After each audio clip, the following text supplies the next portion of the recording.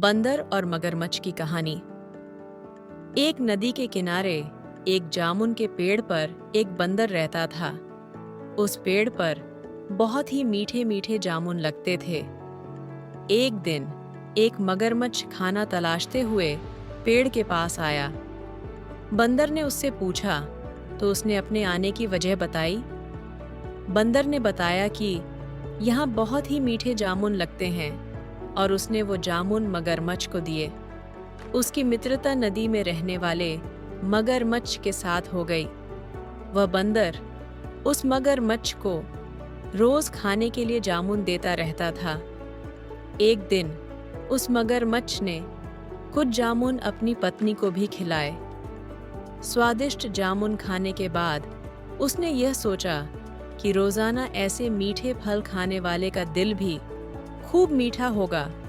उसने अपने पति से कहा कि उसे उस बंदर का दिल चाहिए और वो इसी जिद पर अड़ गई। उसने बीमारी का बहाना बनाया और कहा कि जब तक बंदर का कलेजा उसे मिलेगा वो जिएगी। पत्नी की जिद से मजबूर हुए मगरमच्छ ने एक चाल चली और बंदर से कहा कि उसकी भाभी उसे मिलना चाहती है। बंदर ने कहा कि वो भला नदी में कैसे जाएगा। मगरमच्छ ने उपाय सुझाया कि वह उसकी पीठ पर बैठ जाए ताकि सुरक्षित उसके घर पहुंच जाए।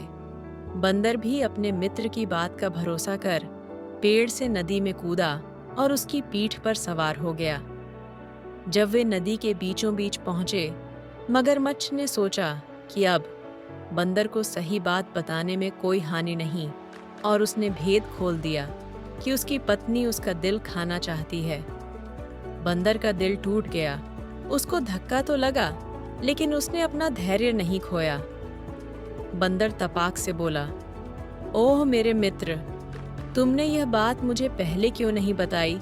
क्योंकि मैंने तो अपना दिल जामुन के पेड़ में संभाल कर रखा है।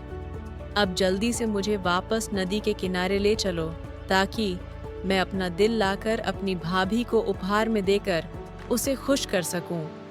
मूर्ख मगरमच्छ बंदर को जैसे ही नदी किनारे लेकर आया, बंदर ने जोर से जामुन के पेड़ पर छलांग लगाई और क्रोध में भरकर बोला, मूर्ख, दिल के बिना भी क्या कोई जिंदा रह सकता है?